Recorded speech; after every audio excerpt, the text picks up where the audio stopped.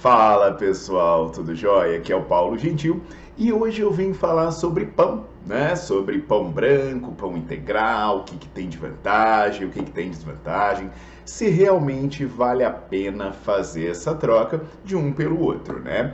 É até bom falar de pão porque, cara, eu não sei quanto a vocês, mas uma das coisas que mais me dói na alma é restringir a ingestão de pão. Caramba, eu lembro da minha adolescência, aquele metabolismo maravilhoso, né? Eu comia brincando 6 pães, aquele pão quentinho com a manteiga derretendo. Meu irmão, eu chegava a comer 8 numa lapada só, e mesmo assim tava lá, né? Barriga definida. Bons tempos aquele, velho. Mas vamos lá, né? Uma opção que tem sido feita, né, para não ter que abandonar por completo o pão, e aí eu faço um parênteses, né? Eu tenho aqui vídeo falando sobre glúten, para vocês entenderem que, o problema não é glúten, né?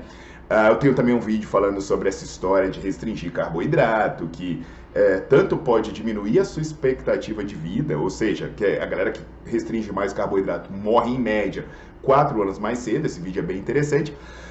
E também tem um vídeo falando que restringir carboidrato vai atrapalhar o seu desempenho, né? Pode te transformar num perdedor, literalmente. Mas, assim, de repente, né, a pessoa precisa restringir de alguma maneira, e aí fica aquela questão, né? Será que não teria uma opção mais saudável de ingerir o pão, que não fosse aquele pão branco, como a gente conhece muito bem? E a opção, normalmente, é ingerir ou substituir o pão branco, né, pelos pães integrais, né, os pães que contêm cereais ou várias outras formas mais saudáveis a princípio. E aí, sobre esse aspecto, é sempre bom conferir o que a ciência tem a dizer sobre o tema. E nesse caso, eu vou apresentar para vocês um estudo publicado num periódico importantíssimo, que é o Journal of Nutrition, que vai poder ajudar vocês a entenderem a diferença entre esses diferentes tipos de pão. Então eu já peço para vocês deixarem o seu like no vídeo, peço para vocês colocarem para seguir o canal e também ativar as notificações, para não perder nada do que eu posto por aqui.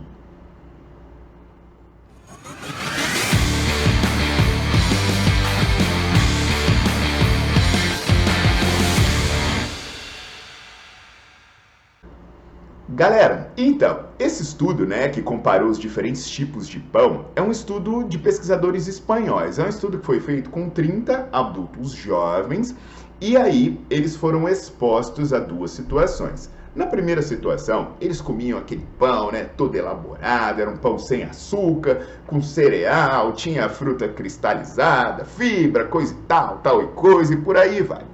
Na outra situação, a galera comia o pão branco, né? Passava margarina, passava geleia. O cuidado que os pesquisadores tiveram foi para que as duas situações tivessem a mesma quantidade de caloria.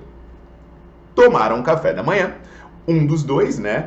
E aí, 4 horas depois, eles receberam uma boca livre com espaguete à bolonhesa. Ou seja, o maluco podia comer espaguete até se sentir saciado. Então, eles queriam saber, né, se modificaria a saciedade quando comesse os diferentes tipos de pão na refeição seguinte. Os espanhóis têm estudos muito bacanas, né, velho? Pô, você come pão com manteiga, depois você recebe espaguete à vontade. É igual outro estudo espanhol que eu falei aqui da galera que recebia álcool, tomava cerveja todo dia, tomava vodka todo dia e fazia treinamento. Depois você confere esse estudo que ele é muito massa também.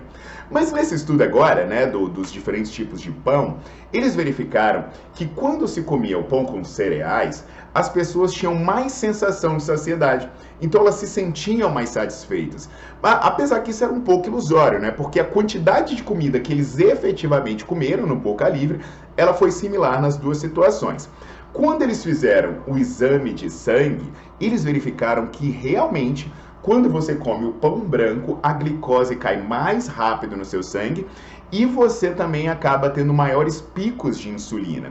E aí, o que a gente sabe? Elevações muito bruscas de glicose e de insulina podem não ser boas para alguns casos. Por exemplo, dependendo do que você estiver fazendo, do tipo de treino, do tipo de alimentação, isso pode prejudicar a sua perda de peso, isso pode estar associado com problemas de saúde, né, como hiperinsulinemia, intolerância à glicose no longo prazo. Então, realmente, esse pão mais elaborado, com cereais, com mais fibra, sem açúcar ele pareceu ser mais benéfico. Só que aí é um ponto importante aqui, algumas coisas a gente deve destacar. Por exemplo, né, o fato dele ser mais benéfico que o pão integral não significa também que você vai comer ele à vontade. Ah, não, então agora que eu estou comendo pão integral, posso comer quanto eu quiser. Não é bem assim, né? Você tem que ter um equilíbrio aí na quantidade, na... Motoqueiro dos infernos, velho. Passa, diabo. Você tem que ter aí, pessoal, um equilíbrio na quantidade e na qualidade do seu alimento. Aí o nutricionista vai calcular o que realmente você precisa, que o fato dele ser melhor do que o outro não quer dizer que você vai comer à vontade. Porque também, assim, ganhou do pão branco não quer dizer que seja a melhor coisa do mundo. Além disso, é importante você entender que nem todo pão que é vendido como saudável, ele de fato é saudável. O meu nutricionista, o Felipe Nassau, né, ele me alertou para isso. Eu fui olhar os rótulos de alguns pães. Aí você fica impressionado que a maioria dos pães, ele nem tem a farinha integral. Aí você fala, como é que esse pão integral se a farinha não é integral? Ou ele coloca lá que tem também a farinha normal. Só que ele não fala a proporção que ele usa. Se você tiver pão integral, biscoito integral, vai lá e olha, você vai ver, mas ele está falando que está misturando os dois, qual será a proporção real? Ele não é de todo integral, se ele misturou com a farinha normal. Tem também os que colocam gordura hidrogenada. E tem outros que fazem pior ainda, né? Que eles dizem que o pão é integral, mas eles só colocam os cereais na casca. Por dentro o pão continua sendo a mesma porcaria. Então, assim, é importante vocês também entenderem se você está comendo pão integral de verdade. E a outra coisa, né, é que o pão branco, de repente, se você é apaixonado pelo pão branco, você também pode comer ele junto com outras coisas. Por exemplo, dependendo de como você combinar a sua alimentação, esse pão que você comer, ele vai ser entregue, o esvaziamento gástrico vai ser mais lento, o açúcar vai cair na circulação mais devagar. Então, assim, de fato, pão por pão, se o pão for integral, ele te dá menores picos de glicose, menores picos de insulina, e aí isso pode ser benéfico dependendo do seu objetivo. Agora, se você não conseguir comer esse pão integral, aí conversa com o nutricionista para ver que combinação você faz para ele ser menos lesivo. Agora, como eu falei, não vem achar que o glúten que é o problema, não, pelo amor de Deus. E aí, galera, quando eu vejo esses estudos, eu fico, na boa, eu fico ansioso para ter dado resultado igual. Que aí eu dizia, viu, pão francês não é tão problemático assim. Porra, velho, doido pra voltar a comer meus 8 pães com manteiga. Mas, fazer o que, né? Nem sempre dá o que a gente acredita.